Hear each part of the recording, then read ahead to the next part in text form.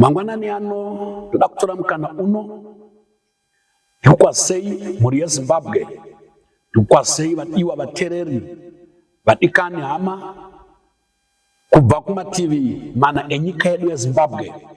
Ndini wenyu Reverend A.D. Madao, Bishop we Apostolic Faith Mission in Zimbabwe. Ndinouya kwamuri mangwanani ano neshoko raMwari, shoko rokurairana, shoko rokusimbisana, shoko reivhangeri yenyasha ya Kristu Jesu. Tisati tapinda mukati meivhangeri yedu, regai tore mukana uno ndinyengetere. Baba vedu naMwari wedu muzita raJesu, tinokutendai mangwanani ano nemikana yamunotipa yokushumira kuvanhu venyu, yokushumira kuruzhinji, kereke yenyu, kune vanokuzivai nevasingakuzivii. Mweya Mutsvene burukai mubate ushe, mubate umambo, muzviratidze, mukudze mwanakomana wenyu Jesu, bate upenyu hwarume navakadzi, mukomborere nokuropafadza vanhu venyu vari kunzwa shoko renyu.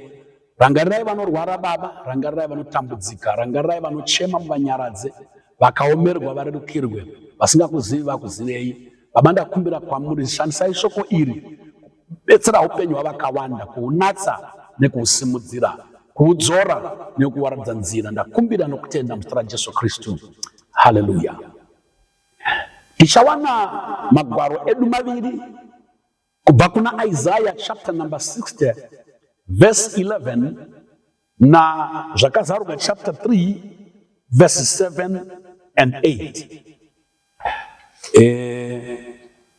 Isaiah chapter number 60 verse 11 inoti: masuo ako achagara akazaruka, nguva dzose haangazarirwi, masikati nousiku, kuti vauyise kwauri pfuma yamarudzi avanhu namadzimambo avo akatapwa.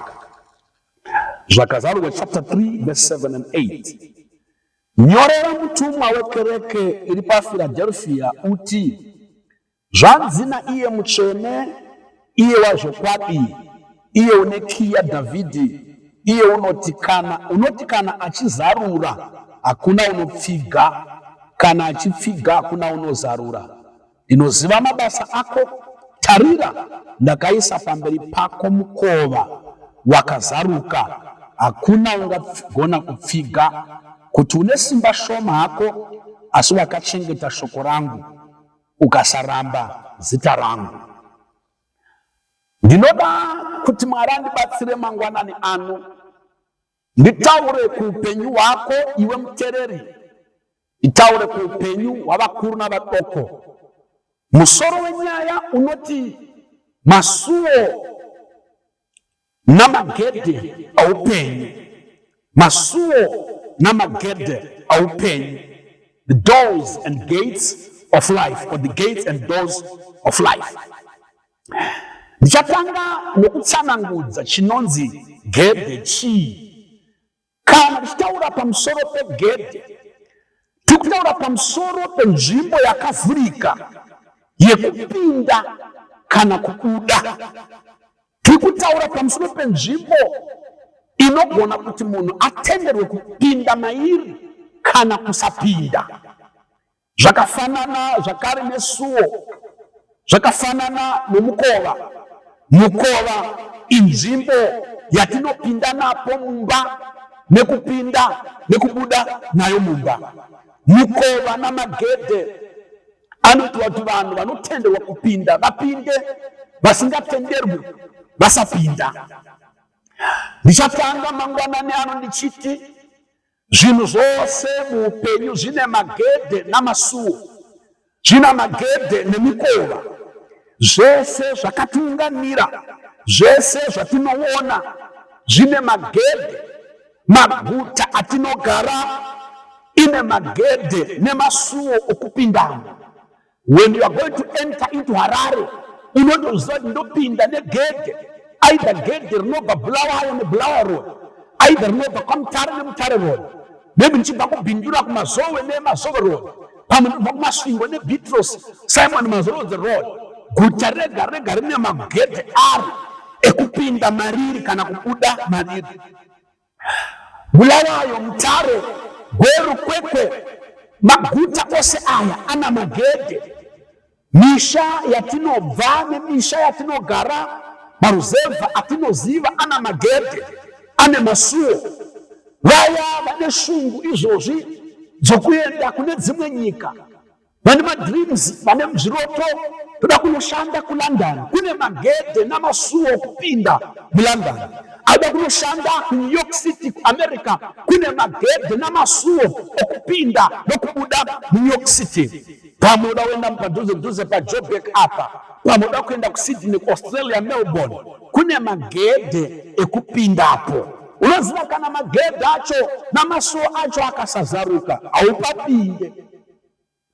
Vakapindamo magedhe akasazaruka namasuo acho akasazaruka, havapudemo.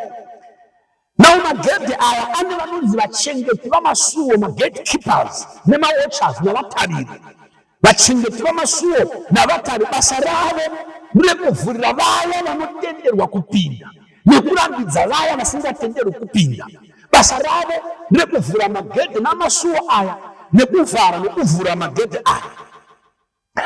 Kune vamwe vasingatenderwi kupinda kune mamwe magedhe nemamwe masuo, kune vamwe vanotenderwa. Kana vatenderwa ivavo vanopinda, kana vatenderwa vanobuda. Vasingatenderwi kubuda havabudi, vasingatenderwi kupinda havapindi. Vana baba nana mai, magwaro andaverenga hanzi naJehovha kuna Isaya, masuo ako achagara akazaruka nguva dzose, haangazarurwi masikati kana usiku, kuti vanhu vauye nefuma yamarudzi, pfuma yavahedheni nefuma yamadzishe igouya kwauri. Tiri kutaura pamusoro pamagedhe akazaruka nemagedhe akavharika, masuo akavhurika nemasuo akavharika. Regai nditaure zvakare pamusoro pechinhu chinonzi munhu. Munhu une magedhe zvakare une masuo. Ukave nekuna Matthew chapter number 12 verses 43 to 44, Jesu achitaura navaFarise. Regai ndiverenge. Zvino kana mwechina wabuda kumunhu, unopota panzvimbo dzisina mvura uchitsvaka zororo uchirishayiwa. Zvino unoti ndichadzokera kumba kwangu, my house, kumba kwangu kwandakabuda. Asi uchisvika unoiwana isina chiro, yakatsvairwa yakanatswa.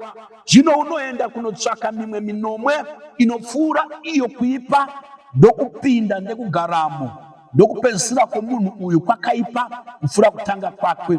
Zvichaita saizvozvo norudzi urwu rwakaipa. Pano Jesu unotibonesa kuti munhu, chinhu chinonzi munhu, madhimoni anoklema kuti munhu imba. Tinoziva isu kuti imba haupindi pamba pasina gedhe, haupindi pamba pasina door. Kuti upinde mumba unofanira kunge muine gedhe.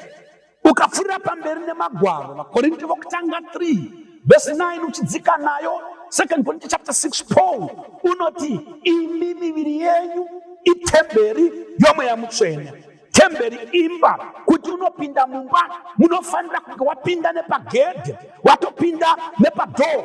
Regai ndikutaurei mangwanani ano kuti dhimoni ripinde mumunhu rofanirwa kuwana gedhe rakafurika, rofanirwa kuwana dhoo rakafurika. Hakuna dhimoni rinopinda, hakuna mweya wetsvina unopinda, hakuna ngozi inopinda, hakuna chikwambo chinopinda mumunhu chisina kupinda nepagedhe kana suo rakazaruka.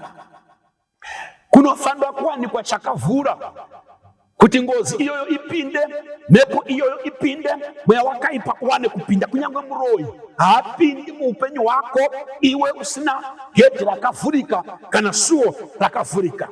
In the same vein, na mweya mutsvenewo kuti apinde mumunhu unofanira kuwana gedhe rakazaruka, unofanira kuwana dhoo rakazaruka, agowana mapindiro.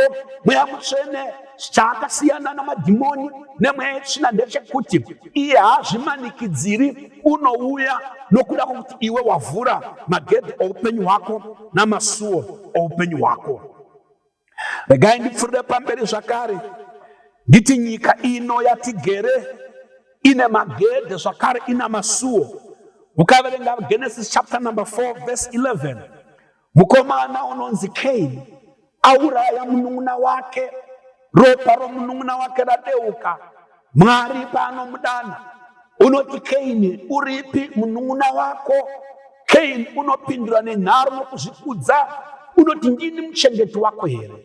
Asi Mwari unopfuura pamberi achiti, nyika yatukwa nokuti yavhura muromo wayo ikagamuchira ropa romunun'una wako. Nyika yavhura muromo wayo, nyika yavhura gedhi, yavhura dhoo ikagamuchira ropa romunun'una wako. Zvoreva kuti nyika ine magedhe, nyika ine masuo anovhurika, zvimwe zvinhu zvichipinda, zvimwe zvichibuda. Ukaverenga Numbers chapter 16 verse number 32, unowana nyaya yemurume unonzi Kora, varume vanonzi Kora naDhatani neboka ravo revamwe vaiva vakuru vaIsraeri, vamukira Mozisi muranda waMwari naAroni vachida ukuru hwokutungamira rudzi. Vanopesanisa vanhu vaIsraeri, vanoti vanoda ngavatidzokerei kuIjipita kwatakabva, nekuti kwatiri kuendeswa naMozisi hatisi kukuona. Shoko raMwari rinoti Mwari wakagumbuka nazvo mushure mekunge Mozisi achema. Hazvina kunaka kuti munhu waMwari acheme nokuda kwako. Hazvina kunaka kuti mutungamiri wekereke acheme nokuda kwako. Hazvina kunaka kuti mufudzi akatumwa naMwari acheme nokuda kwako. Unochema Mozisi kuna Mwari, zvikanzi naMwari rega ndivhure nyika. Numbers 16 verse 32 inoti nyika yakavhura muromo wayo ikamedza Kora naDhatani neboka ravo nematende avo nezvipfuwo zvavo nezvose zvavainazvo. Saka nyika ine magedhe, nyika ine masuo anogona kuvhurika uye anogona kuvharika. Nyaya yangu iri kutaura pamusoro pemagedhe nemasuo oupenyu. Ndati chinhu chese pasi pano panyika chine magedhe, chinhu chese panyika panapa chine masuo. Zvese zvaunoda kuna Mwari kuti uzvigamuchire uve nazvo, kunofanira kuve negedhe ravhurika, kunofanira kuve nesuo ravhurika. Vana baba nana mai, kune magedhe nemasuo anoti kana avhurika anokupinza kuzvinhu zvakanaka. Kune mamwewo magedhe nemasuo anoti kana avhurika anokupinza muzvinhu zvakashata, anokupinza kumisodzi nokuchema. Unoziva kune mwanasikana, ndichitaura kudai nomwanakomana, uri kuchemera kuroora nokuroorwa, kuti upinde munyaya yesvitsa, upinde mukuroora nekuroorwa, gedhe remarriage rinofanira kuvhurika. Gedhe rewanano, suo rewanano rinofanira kuvhurika. Kana rikasavhurika suo iroro, haumbofi wakapinda muyanano. Ukatarisa vanhu dai zvaienda nekuronga kwako nokufunga kwako. Kune vasingafitani navarume vavainavo, kune vasingafitani navakadzi vavainavo. Chii chakaitika? Masuo nemagedhe ewanano akavhurika, vakapinda. Kune nyaya, kunyangwe nyaya yemari yatinodikitira, chimuka makuseniseni, chimuka usiku chishanda nesimba redu kuti tiwane mari. Kana magedhe emari nemasuo emari asina kuvhurika, haumbofi wakaibata mari.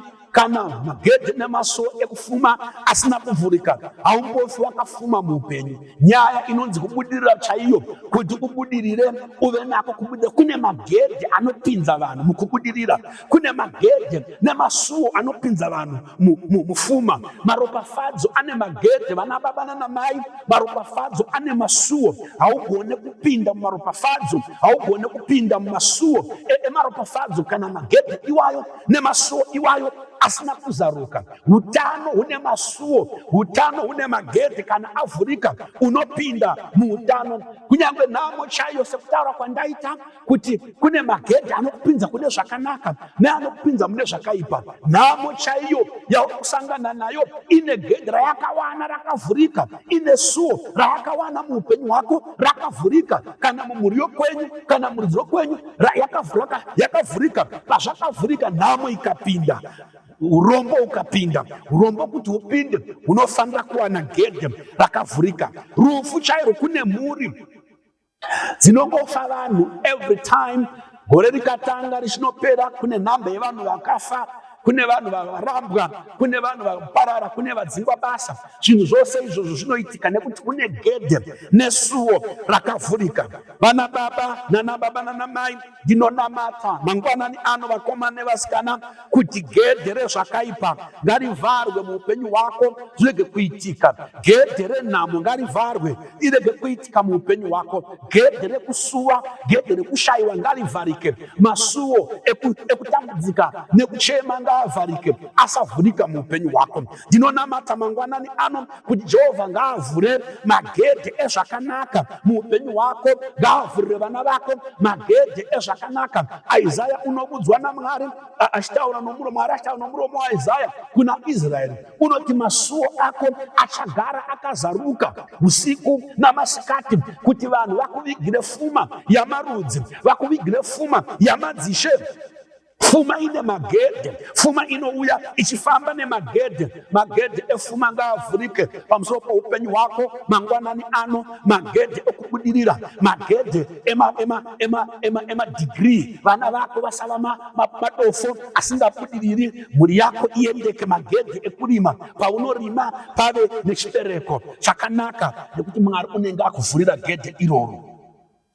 Magedhe andiri kutaura mangwanani ano hasi magedhe anoonekwa nemaso enyama.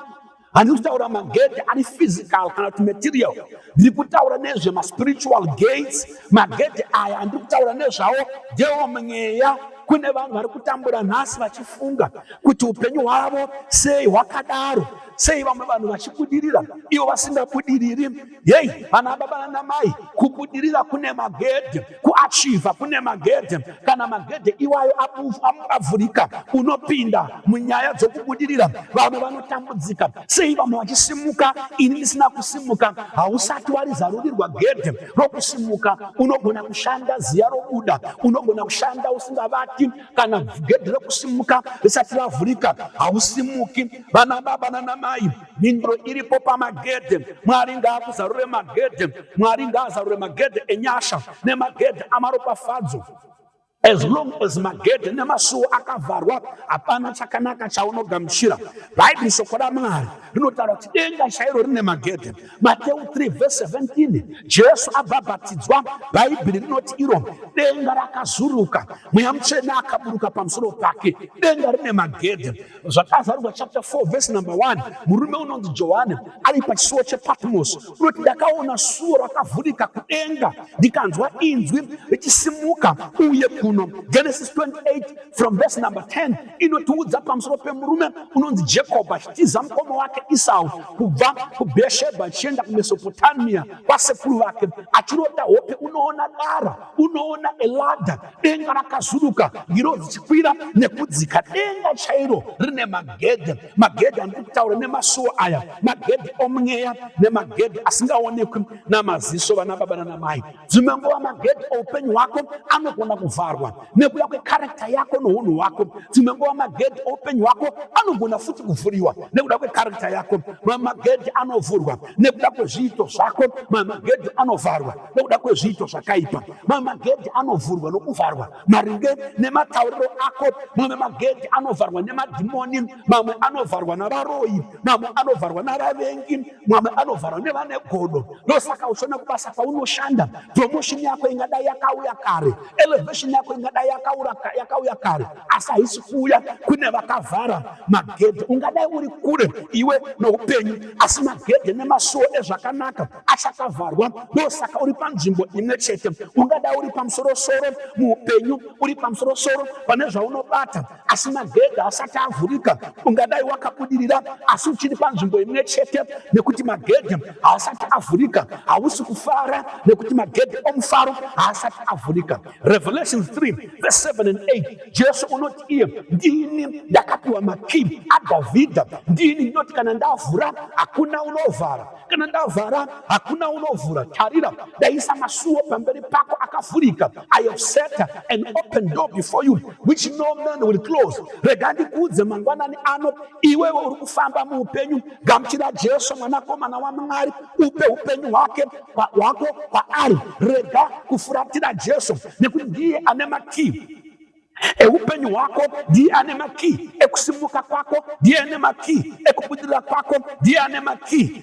Akana avura gedhe rerugare unopinda murugare, akavura gedhe renyasha unopinda munyasha, akavura gedhe romuchato unopinda mumuchato. Gedhe ramakomborero rinovhurwa naJesu, gedhe reutano rinovhurwa naJesu, gedhe romufaro rinovhurwa naJesu, gedhe rekuti madreams ako zvinoto zvako zviitike nezvaunoshuvira rinovhurwa naJesu. Ipa upenyu hwako kuna Jesu. Kunyange denga chairo unoti hakuna unoripinda, asingaripindi nokuburikidza neni. Ndiri kutaura zvaJesu, unovhura masuo. Kana avhura masuo hakuna unovhara. Pane nziyo inoimbwa inoti kana Jesu avhura masuo hakuna unovhara. Kana ati hongu hakuna unoti kwete. Vana baba nana mai, ndinokunamatira mangwanani ano, Mwari akunzwire nyasha, Mwari akupe ngoni. Gamuchira Jesu, magedhe oupenyu hwako avhurwe naJesu, atongwe naJesu. Upenyu hwako ufambe, upenyu hwako uendeke. Kana wamugamuchira zvivi zvako zvinoregererwa. Kana wamugamuchira unoyananiswa naMwari. Kana wamugamuchira unova mwana waMwari. Denga rozuruka pamusoro pako, denga rokufarira, denga rokutsigira. Ndakunamata, ndatenda, ndakumbira kuna Mwari. Denga ngarikurangarire. Usaramba Jesu, usafuratira Jesu, usaramba kutendeuka nekuti ndiye une makizi eupenyu hwako. Ndiye anoti kana avhura hakuna unovhara, kana avhara hakuna unovhura, kana avhara hakuna dhimoni rinopinda, kana avhara hakuna shari rinopinda, kana avhara hakuna rufu rinopinda, kana avhara hakuna muroyi unopinda. Jesu ngaave mambo wako, ave muponesi wako. Umunamate, umutevere, akuvhurire masuo enyasha, masuo okuropafadzwa, masuo edenga. Mwari akuitire zvakanaka, aitire Zimbabwe zvakanaka, aitire mhuri yako zvakanaka, aitire vatendi zvakanaka. Mwari akuropafadze muzita raJesu Kristu. Haleluya. Rega ndinamate. Ndinokutendai Baba nesoko ramaisa mumuromo wangu kundigovera nehama dzangu mangwanani ano. Ndataura kurudzi rwokwedu norurimi rwavanonzwa. Ndinovanamatira nokuvareverera. Varume navakadzi nana baba nana mai vasaramba Jesu, vamugamuchire nekuti ndiye une makii ekuvhura magedhe eupenyu nemagedhe enyasha. Ndiye ana makii ekuvhara magedhe ezvinorwadza nezvakaipa. Ndinonamatira vanhu vekwedu vamutende, vamugamuchire Jesu, varagerwe zvivi, vavhurwe gedhe rokudenga. Ndakumbira kwamuri Baba, ropfadzai nyika yekwedu, muipe runyararo, muipe rugare panguva iyo yesarudzo. Baba, vanhu vachifamba ngavapiwe rugare panguva zuva resarudzo, vapiwe rugare. Mushure mesarudzo nyika yedu ive norugare. Komborerai Zimbabwe, komborerai vatungamiri vayo, komborerai makereke, komborerai nyika yekwedu, muitire zvakanaka. Izive Mwari, izive Jesu. Inamate Mwari. Ndakumbira nokutenda muzita raJesu Kristu. Amen.